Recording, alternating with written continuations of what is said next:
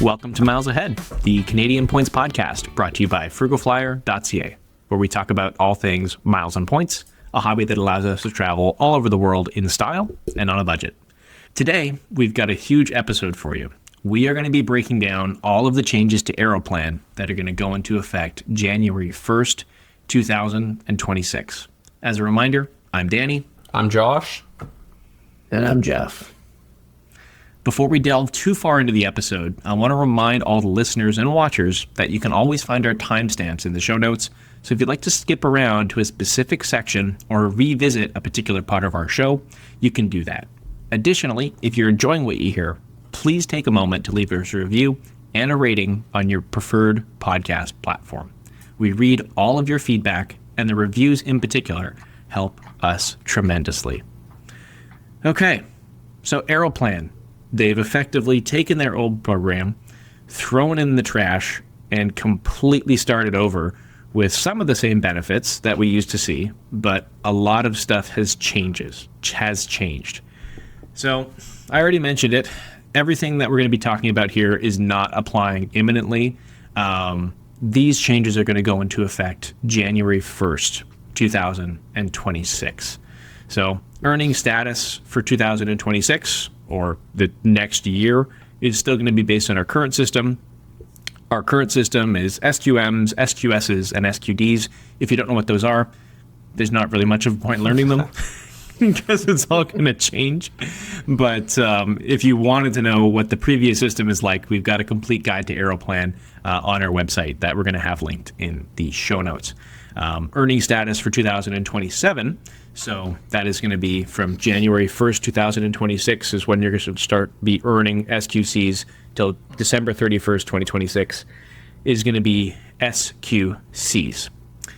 And we've also got some changes to earning points, and that'll goes in to effect on January 1st as well. So before we get too far off topic and get into the weeds, we're going to go about this in a fairly particular way, and I realize that this isn't the most exciting topic in the world. However, we need to cover it, and this might be an easier auditory format for somebody to listen to rather than read the endless articles. I know, Jeff, you were telling me before we started recording the show today that you had to take a break from reading all of the changes with Aeroplan. Yeah, the three of us are like people that like love this kind of, like, we live and breathe these types of programs. And I got about halfway through Aeroplan's kind of explainer article that they put out. And yeah, I got about halfway through it, and I was literally exhausted by it, just by the amount of changes and information. It was like just an information dump, right? So tons of changes. It's all new, and it's a lot to digest. Yeah, it's also such an important program for Canadians, right? So as painful as it is to understand and read the changes, it's such a necessity. Even with all of the changes that we're going to talk about today, there's still massive value in redeeming points within Aeroplan. That has not gone anywhere. So there's still a good opportunity there, but understanding the earning and a lot of the status things and changes that we'll talk about is just as important. So. And just as a side note, before we get into this, if you are somebody who enjoys an audio or a video format more than an article format, there is a interview that Scott O'Leary of Aeroplan did. That's about an hour long. It's published on YouTube. You can find it. And we're going to reference that interview quite a lot during this episode, as it's a great resource of information. So if you do like that kind of stuff, rather than reading an article, go check out that Scott O'Leary interview, and hopefully you enjoy it. So our first topic that we want to cover is, how has earning Aeroplan points changed? And is this a positive or a negative? So Josh, you haven't had a lot of airtime yet. Why don't you break us through basically what's changed here? So as of January 1st, 2026, members who travel on Air Canada through Aeroplan will earn 1 point per Canadian dollar spent as the base level. This does increase if you have status within the Aeroplan program, and you go up to as high as 6 points per dollar spent. And it's kind of a different shift than what we saw before with the program. Yeah, that's right. So if you didn't know, previously you would earn based on distance flown, kind of the legacy frequent flyer earn rates, where you literally got 1 mile for every piece of distance that you flew. Not to get off topic, but I have to mention it. If you're a nerd who loves this kind of stuff, looking into how that whole system got created is really cool. It was American Airlines that ran like a 6-month promotion back in the day, and now every single airline basically uses it, except at the point now where it's not become profitable anymore. So, of course, we've changed to revenue-based earnings. But with this revenue-based change, I wanted to look at how it compares to other revenue-based programs, because there's tons of them. Like almost every single program except for Aeroplan was earning based on how much money you spent rather than how much distance that you flew. So sticking at home in Canada, a really easy comparison is Canada's second largest airline, which is WestJet. And you'll earn 1 WestJet point per dollar, which sounds equal, but it's not. And Jeff, why is that different? So it's WestJet points are essentially a fixed points currency in that they're pegged to 1 cent per point. When it comes to Aeroplan points, it's very easy to often get over 2 cents per point when you're making the right redemptions, specifically business class redemptions. They sound equal, but you have to look into what each point is actually valued at. And you usually find that a lot of kind of the more secondary programs will peg their points at 1 cent, which is fine, but it doesn't really compare to some other airline programs. Yeah, and it doesn't excite us because we like getting outsized value from our points. That's where we really start to get creative in how can we earn tons of these points and then use them for maximum value, so that, yes, we're paying an $800 credit card fee, but I'm getting back 2 business class tickets to Japan. Like, yeah, I'll pay $800 for 2 business class tickets to Japan every single day. That's what this is all about. So WestJet doesn't really do that for us. So Air Canada so far, better. You're better than WestJet. That's something we already knew, but nice that your loyalty program is still better too. So Josh, what about Porter? I know that Porter's been in the news a lot. I actually recently ranked Porter as the best airline to fly in Canada for economy class. But what's their loyalty program like in terms of a revenue base for rewarding their customers? So base members, no status on Porter. You're earning 5 VIP Porter points per dollar spent, which is really good. This does increase as you earn status within the program. However, it's not as drastic of a jump from, as we see with Aeroplan, where it's 1 to 6. We see it going from 5 points to a maximum of 7 points per dollar for the highest level elite within the Porter Airlines program. Porter Airlines, their VIP Porter program is also very good, and there's great value to be had from there. So they win out on this one against Air Canada. It's a pretty clear cut, the value offered for the base rate alone, at least. But if you do have status within the Aeroplan program, it's probably better depending on the multiplier that you have.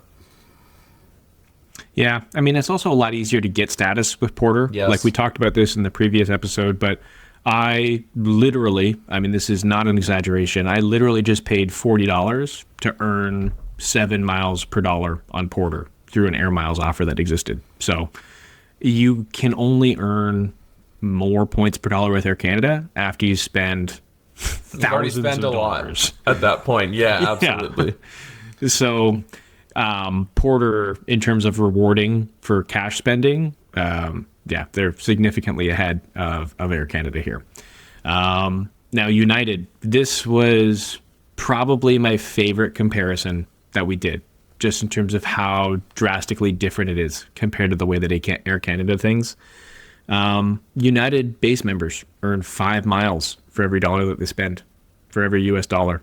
So a United mile is not worth as much as an Air Canada mile, but it's not 5 times less, right? Like maybe 25% less.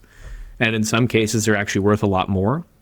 And then it's very easy to get 7 miles per dollar spending on United with the Marriott Bonvoy Titanium status. You're going to get United Silver, and you're earning more points per dollar as a base member than somebody who spends $30,000 a year with Air Canada. That's crazy. That's So- such a comparison. I mean, I know that we just said Porter is better than Air Canada, and United is also significantly better than Air Canada. I'm kind of starting to feel like Air Canada dropped the ball here. Yeah, it's Yeah.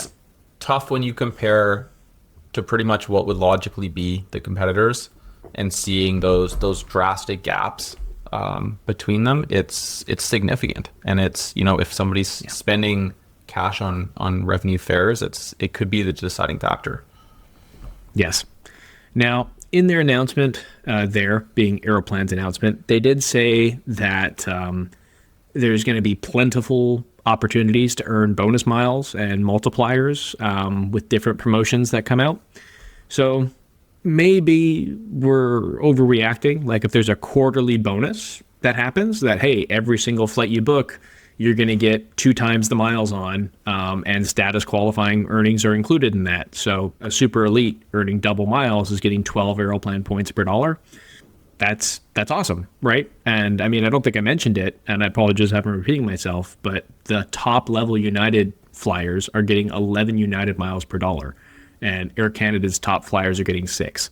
So legitimately, if you're spending 10 grand on a ticket with United, you're getting 110,000 United miles, and an Air Canada flyer is getting 60,000. Mm-hmm. That's like $1,000 in value, like right there. So unfortunately, I think Air Canada missed the mark in terms of rewarding based on revenue. And for what it's worth, American Airlines is the same thing. So 2 of the largest airlines in the States that have like good, very usable miles are significantly more rewarding than Air Canada is. I do hope, and yeah, go ahead. Just say, I do hope that we see them play around with those bonuses or multipliers, or like they do have an opportunity there to really kind of ramp it up and tweak it in a positive light. I mean, obviously it's not the terms of the program and anything like that would be temporary, but it might make it a bit more appealing. You know, I think of it as like the Marriott Bonvoy double EQN we see once a year, right? Like that is just like, screw it, I'm not staying anywhere but Marriott right now, right? Like it makes it super lucrative and super attractive really quickly. So I'm going to remain optimistic that if we see something like that, even as a few testers that they do, you know, could be potential. So we'll have to wait and see. Yeah. Now, Jeff, we did put together some examples of what is going to be kind of the situation for somebody that is a current status member under the old program versus the new program, or a non-status member, just to give an idea of really what the impact is going to be for everyday flying when we're not talking about super elites. And what are those examples that we put together here? Yeah, so one of the most common routes in Canada is, of course, Vancouver to Toronto. There's like a dozen flights a day. They're always packed. So this is the one kind of gauge that we can use because it's just such a popular route. On a standard ticket, you'd usually earn around 1,100 points if you don't have status. Now, unfortunately, is looking like you're going to earn half that, less than half that, if you spend $200 or $500 on a round trip. So, or actually, I guess it's going to be a quarter of that if you're on a round trip, because it's you'd earned 1,100 each way under the current system, and only around 500 under the new system. So those kind of like long, cheap flights, because there's a lot of competition on that route, so it's a relatively cheap fare. You're gonna really get stung by the new program.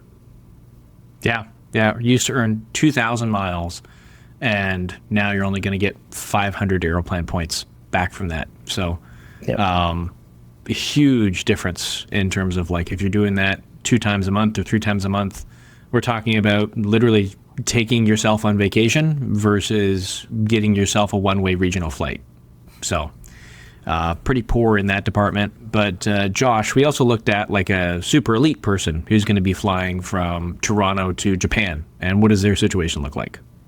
It's significant. So if you're booking from, let's say, Toronto to Narita in Tokyo, you used to earn about 30,000 Aeroplan points as a super elite member flying in business class. Going forward, a Super Elite will now earn 6 times the base fare. So if it's a $10,000 round trip ticket, they'll earn 60,000 Aeroplan. So that's a huge change. That's a huge jump. Again, it's a bit of a unique example, but we do know there are a lot of Super Elites out of there, and a lot of people who, whether for business or whatever, do pay cash fares for stuff like that. That's a huge earning rate. So I think that's a big plus for those long haul international business class. With status, again, there's a lot of components going on there, but it does pay off. Yep. Yeah. I think ultimately the sentiment that we're going to get to by the end of the episode is that the program is more rewarding for short and medium haul flyers that spend a lot. Now, I think that maybe that was an overlooked piece of the Aeroplan ecosystem, where if somebody wasn't flying a lot of miles but spending a lot of money, they necessarily didn't get status at all, because they didn't meet the segment or the mileage requirements. Even if they were spending 10 grand, they might be a basic member, and now they're gonna be recognized for that. So I think that's a good piece, right? Like, as Canada's largest airline, they have their pulse on the Canadian flyer, and you should be recognizing people that are spending $10,000 on your airline for sure. Like, it has to be done. So, I think the hobbyist is going to suffer in this. Maybe it'll be better for Air Canada overall, and they can roll out some better benefits longer term. Now, there are some changes in terms of how you're going to earn points on partners as well. So if you're earning points on partners and you buy your ticket on Air Canada's website, or for the nerds out there, if your ticket starts with 014, that means it's a Air Canada issued ticket. You're going to earn the same revenue-based multipliers that we talked about.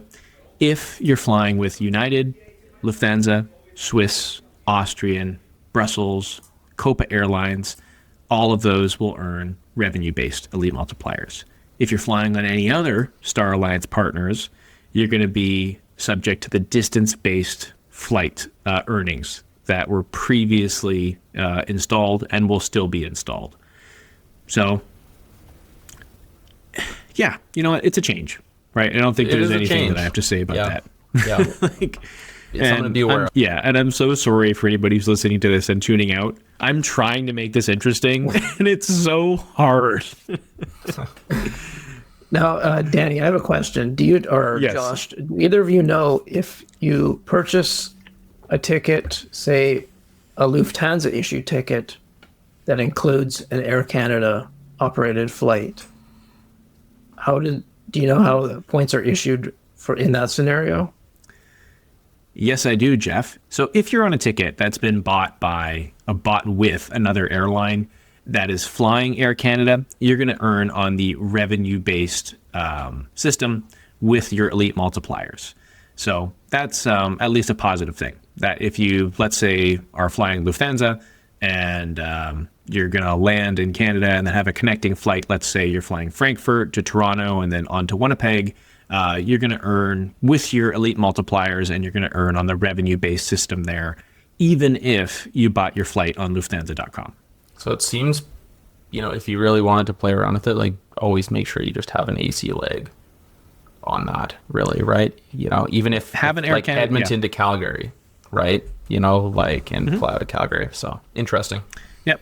Have an Air Canada leg, but then it still has to be one of those, special airlines that they have their relationship with. Yeah. Right. So, we're going to talk about this a little bit later, but this new program is supposed to be simpler, and it feels so much more complicated. This is really, really tough to wrap your head around. So the other thing that's going to be changing for Aeroplan earning, we're still on that topic, is any status boosts that were a select benefit.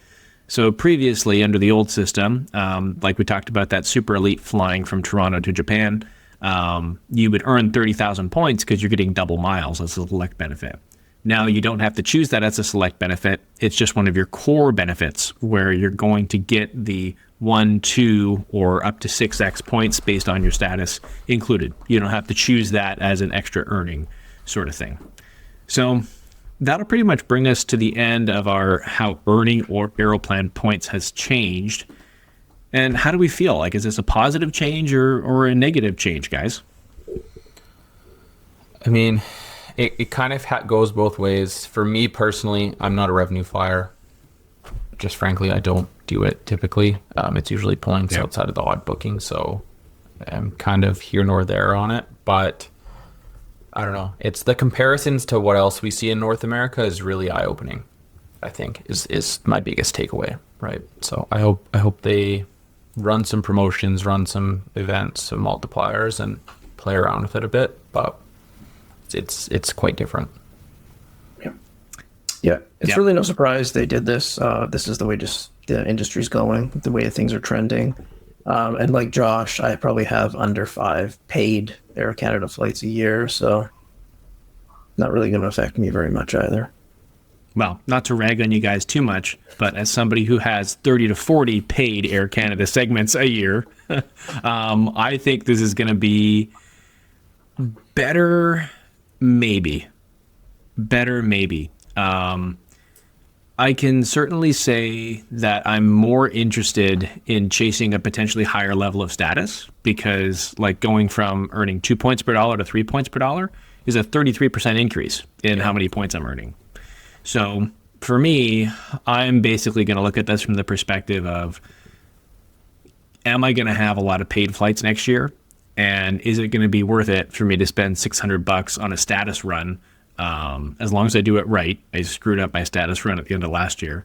As long as I do it right, am I going to get more than $800 out of that extra 33% of points? So unclear if this is going to be a better thing or not. I think for the average Canadian, it's worse. For the frequent flyer, the short haul business flyer, this is amazing. But for everybody else, it's going to be yet to be seen. Okay, so that'll cover up how earning Aeroplan points has changed. We are now going to talk about how earning Aeroplan status has changed and if it's a positive or a negative. And one of the first things that I talked about in this episode is that the SQD, SQM, and SQS SQS metrics are completely gone. So everything has been replaced with one metric, which is easier to track, called status qualifying credits. So what is a status qualifying credit? Well, a status qualifying credit is basically a way for Air Canada to assign value to you as a customer. So it's pretty straightforward. You're going to earn 2 SQCs, which is different than an Aeroplan point. You're going to earn 2 SQCs for every dollar that's spent on the base fare and carrier-imposed taxes and surcharges on standard fares, and then 4 SQCs on everything else. In terms of the thresholds you have to achieve to get status, things have stayed pretty much the same. So 25K requires 25,000 SQCs, 35K, et cetera, et cetera. The only thing that's significantly different is the super elite requirements are now 125,000 SQCs, even though the name of that status is still super elite 100K. So a little bit of a change there. It is not easy to wrap your head around how many SQCs you're going to earn from things other than flights. And we're going to do our best to make that as clear as possible. Jeff, you have a good note here about a frequent flyer named Scott Kennedy, not Scott O'Leary, who is the head of the Aeroplan program, about a tool that he's created that can help you see how many points and SQCs you're going to get from a booking. Yeah, so for those that remember Cow Tool, which was a tool that we all loved back in the day, it's been discontinued for various reasons. He's created a new tool to calculate the number of SQC as well as the number of points you will receive on a given flight. You just simply enter your flight information, the fare that you booked, the cabin that you're in, etc., and it should spit out the numbers. And you can also select your status, so it'll factor that in as well. And it should spit out a couple numbers showing you, or at least giving you an estimate of what you'll earn on any given flight. So that's something that people can check out to maybe see how these changes are going to affect how they fly, to give them an idea if whether or not these changes are going to be positive or negative. And yeah, we Scott Kennedy's created some really great stuff for the community, and this honestly is another nice one, nice addition. Yes. Now, we love Scott Kennedy and all that he's done for the Aeroplan community. The flight reward searcher. Actually, Scott, I doubt you're listening to this, but if you are, I was able to find some very nice flights for my honeymoon using your cow tool back in the day. So that is my personal connection to the cow tool. But Josh, back to credit cards and earning SQCs. It is possible to earn SQC through credit card spending. Tell us a little bit about that. Yeah, so very interesting. You can actually earn, a level of status just by spending on your credit card. I know that sounds simple up front, but it is much more complex than that. Like we chatted about on the surface, these changes seem very simple, but it's actually quite complex. So essentially how it works out is if you have a premium Aeroplan credit card, so that's your Aeroplan reserves with your American Express or your Visa Infinite Privileges with CIBC or TD, you will earn 1,000 SQC for every $5,000 spent on the card. And that total earning rate is capped at 25,000 SQC. Simple math tells us that you need to spend $125,000 on your premium credit card to earn the maximum cap there. And if you started at zero, you would then have Aeroplan 25K status. It's an insane amount to spend on a card like that, unless if you just have insane business spending or whatever. And even then, is that the best way to spend? Who knows? For the average person spending that much, there's probably better cards to spend on and better welcome bonuses and better things to chase. Gets even harder if you're looking to spend on a core credit card where it's every 1,000 SQC is earned for every $20,000 spent on that card. So again, you can earn up to $25,000, but you'll have to run $500,000 on your core Aeroplan credit card, which I'm sure a lot of us thought the $125,000 number was out there. The 500K is I don't even have a word for it, frankly. So not really a great avenue worth pursuing, but hey, they're there. If you have a high volume of spending and would rather focus on one card, go for it. But not really the most frugal or efficient way. It kind of highlights what Air Canada, I think, was aiming for here, is in heavily incentivizing people to open and spend on premium Aeroplan credit cards. This appears to be one of the major driving factors of this of these program changes. If you're going to want to meaningfully participate in earning status with Air Canada, it's almost, I'm not going to say it's an absolute requirement, but I'm going to say it's an almost requirement that you have a premium Aeroplan card starting in 2026. Yeah. And I mean, the premium Aeroplan cards aren't bad cards, but you basically have to be an Aeroplan person, like a heavy Aeroplan user, to justify the cost of it. So if you think that these numbers are crazy, there's way more crazy numbers that we're going to get into later in the show. And actually, the next section is that you can earn another 25,000 SQCs. So this is additional to the credit card spending through travel and everyday partners. So SQCs and the credit towards status was never a thing with the Aeroplan partners. You could always earn Aeroplan points, so you could get extra additions to your Aeroplan balance, but you could never do anything to actually get yourself closer to status by engaging with companies like Uber, the Liquor Commission Board of Ontario, Avis. If you wanted to earn Aeroplan points in your Marriott Bonvoy bookings, you could do it that way. Also, Journey Rewards, filling up your gas station at Fast Gas in the West, or Chevron in the really far West, or Pioneer out East, and Ultramar is the other one. I'm really surprised I remembered that. I'm going to give myself a pat on the back for that. That was impressive. So Starbucks is another one. Starbucks, yes. How can we forget about Starbucks? And actually, I've got one of my favorite numbers of this whole presentation coming up a little bit relating to Starbucks.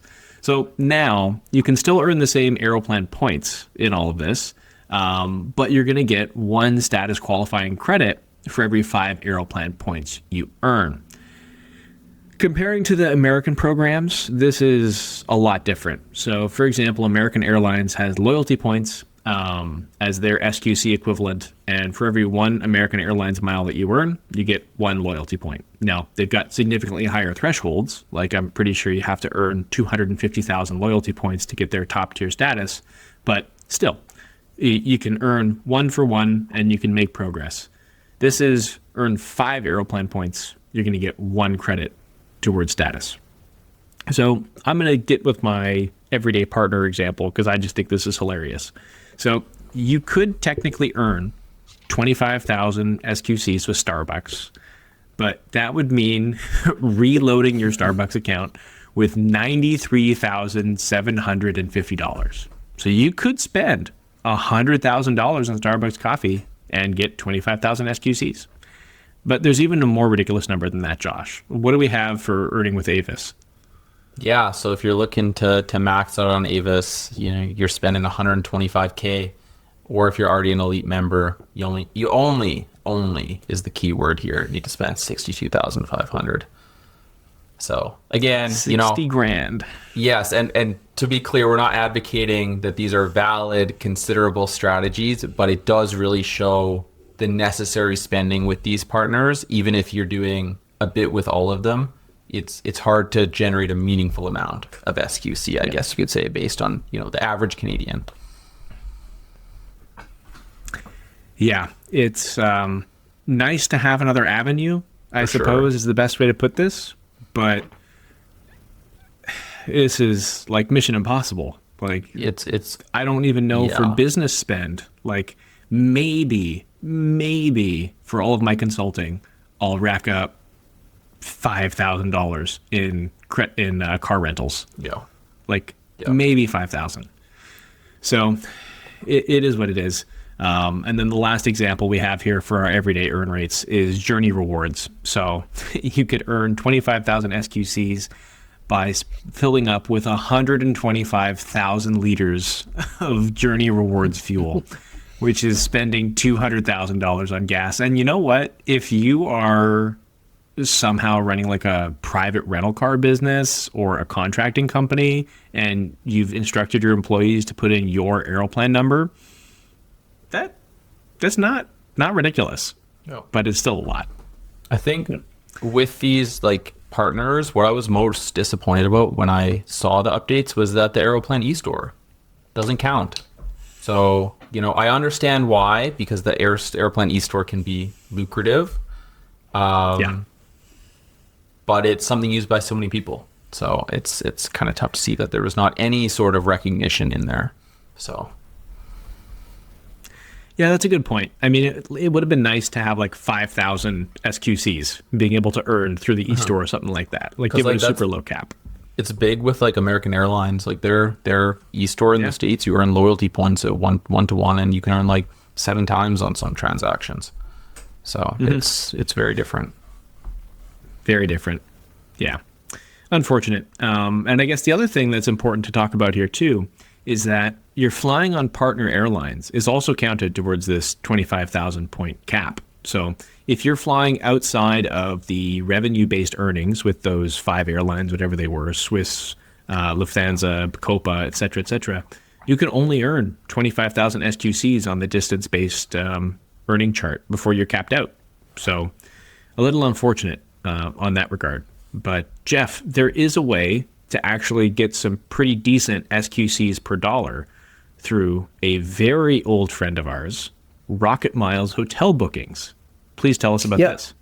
Yeah, I've never actually used Rocket Miles. I mean, I've looked at it plenty of times, but every time I'm booking a hotel, I'm always usually booking direct just to take advantage of the benefits.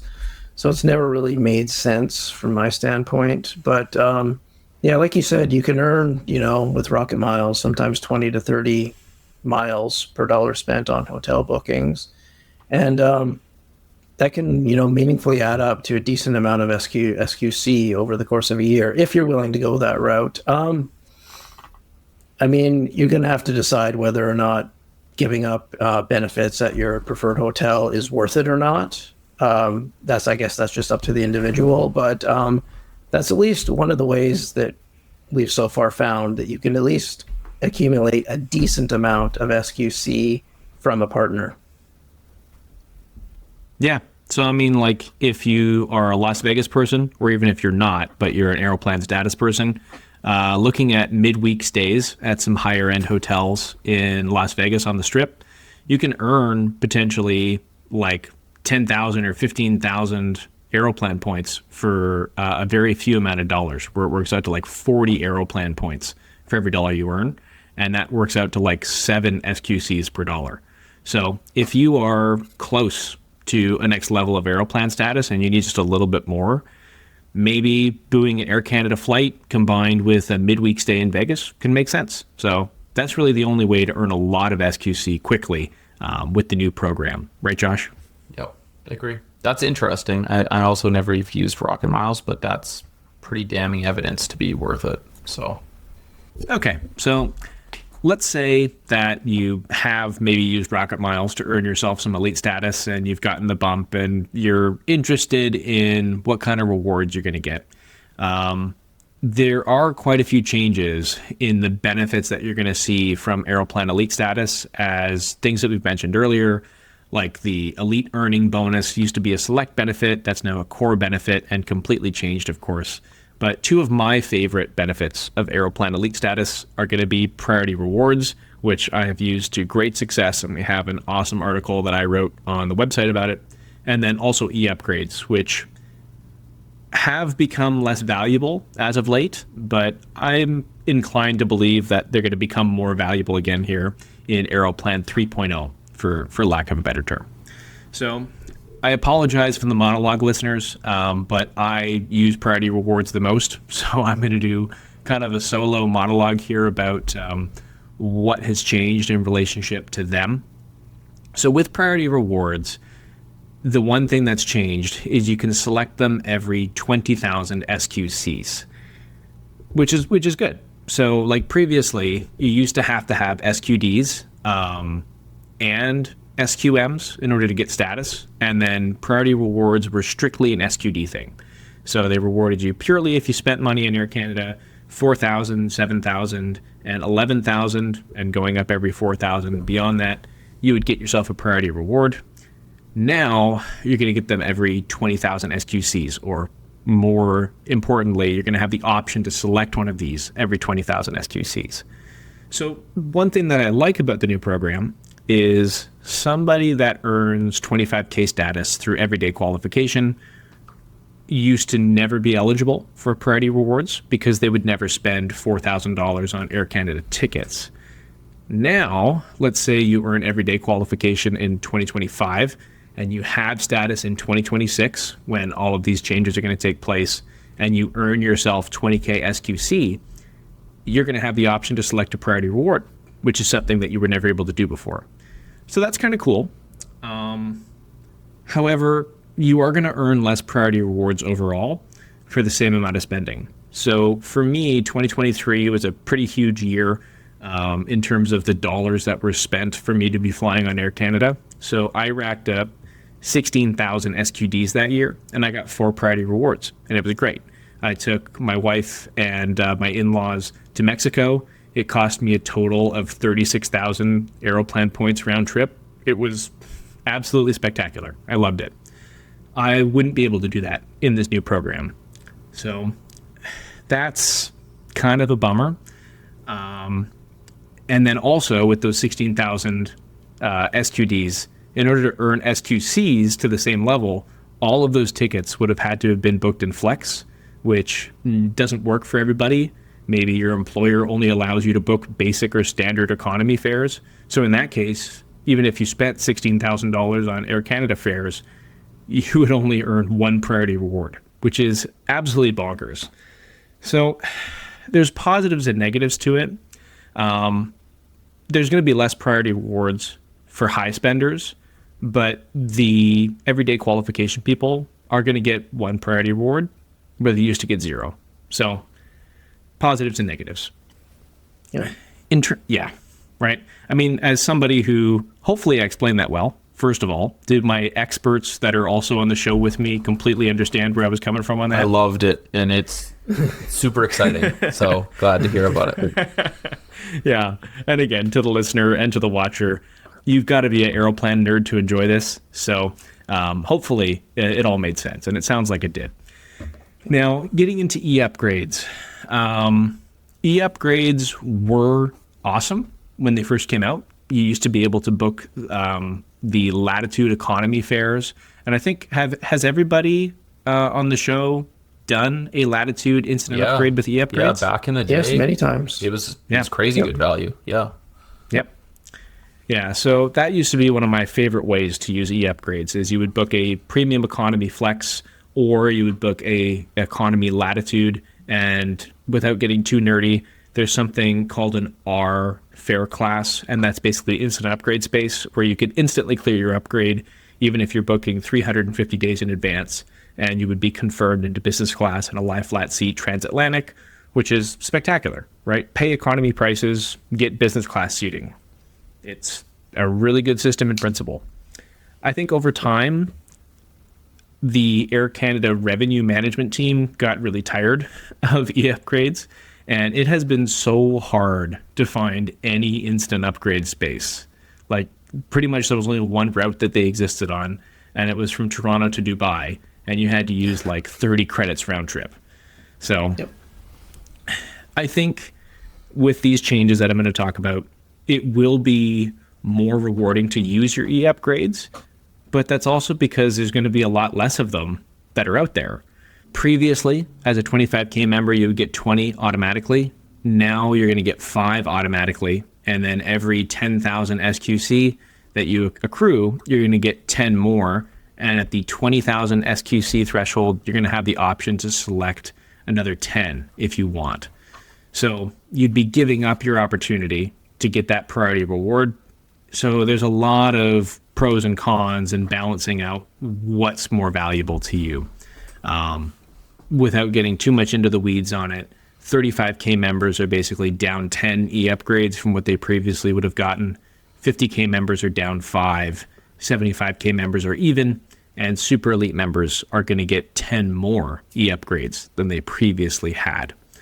So there is less eUpgrades overall, but that means that there's potentially more instant upgrade space that is going to be coming because there's less of them out there. And there's a rumor that's pretty much all but confirmed in that Scott O'Leary interview that the copay amounts on your eUpgrades, if you're listening to this, you probably know what that is, but on standard fares, you have to pay cash in addition to your eUpgrade, and that's going to be increasing from about $100 or $150 domestically to about $250 domestically, and then probably into like the $400 or $500 range for international flights. What that does is it allows Air Canada's revenue team to see more value in eUpgrades rather than missing out on a bunch of revenue. So hopefully it's true, and that there is more R space or instant upgrade space that comes about. So again, it's not an empty promise, but it's kind of like what we were talking about at the start of the show, where hopefully we get some promotions on Aeroplan points, but we're not going to know until it happens, right? Yeah. Yeah, I think of the one thing that really needed changing with these updates to the program were eUpgrades, because I just found they had just become entirely useless. No matter how much I tried to use them, I had, 20, 30, 40, 50 expiring every year and kind of just gave up. So changes were definitely needed here. Yeah. Same situation over here. Yeah. So hopefully it's better. Might have to pay a little bit more money, but if somebody again said, "Hey, pay an extra $300 and I'll give you a business class seat," it's in my mind maybe a similar idea to paying an $800 credit card annual fee and getting those 2 business class tickets as a sign-up bonus. It's yes, more and more and more money, but that's how the world works. Things go up in price. So to close the show, I guess my thoughts on this is that this is marketed as a simplification of the program, but I felt like I was just reading tax code to all of you for the last 45 minutes. It is so complex in comparison to what we were dealing with previously. I don't know how you guys feel about it. Yeah, that's kind of where I'm at too. When I first saw the changes and just gave it a quick minute read, I was like, okay, this seems simpler. And then I went back to it later that day, and obviously there were a lot of conversations that have happened since that point, and I'm like, whoa, I like that it's the SQC now, and that's simple, and that's great. And then everything else just got complex from there.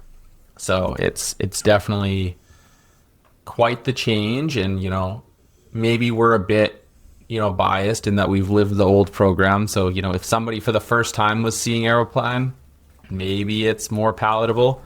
But it's a lot, and it's a lot of changes, and it changes, will people chase status with the program, and is there value for loyalty as there was before? There's a lot of questions that I think if you're a frequent flyer, you really have to ask and look introspectively. Where are you going to be rewarded most going forward? Yeah, and I think there's going to be I think there's going to be now a pretty strong debate for, just ignoring status altogether and just getting the premium Aeroplan card, because it essentially comes with I consider the equivalent of 25K status if you can't earn 25K status anywhere else. So that's definitely an option, and I think that's kind of where Aeroplan is steering people. But I just had a thought that could lead to some unintended consequences if too many people have that card, because there's an argument that too many people already do have those cards. Because I'm sure you guys have experienced when the gate agent calls zone 2 and the entire seating area stands up, right? So there's those kind of things to consider. Yes. Yeah. I think, you know what? You've made me think of a couple of things, but the first thing I'm going to talk about is just off of your last point there about Zone 2. I wouldn't be surprised if there was some sort of a minimum spend requirement like we've seen with the American Express Platinum cards in the US, not only for Zone 2 boarding, but also for lounge access, right? Hey, you have to spend this much money and then you can get a guest into the lounge. Otherwise, it's just you. But then the other thing that you got me thinking about, Jeff, is yes, ignoring status. I think that's definitely going to happen. But with this new priority reward at 20K SQC, if you can get yourself 25K status through everyday qualification and then get up to 20K SQC every year, that's a pretty significant reward. Getting a priority reward to be used within North America in economy, and your eUpgrades actually mean something where you can fly like lie flat business cross-continent. I think that's probably the best value play overall. But we'll have to see how this program... It's a nice carrot that they put there for us, Yeah. We'll see how this whole program shakes out. Thanks for tuning in to this episode of Miles Ahead. Don't forget to subscribe and leave a review on your favorite podcast platform. If you have any questions about anything we discussed, please leave a comment on the episode page at FrugalFlyer.ca. And if you have a question you want us to answer on air, you can submit it at FrugalFlyer.ca/podcast. Bye, everybody.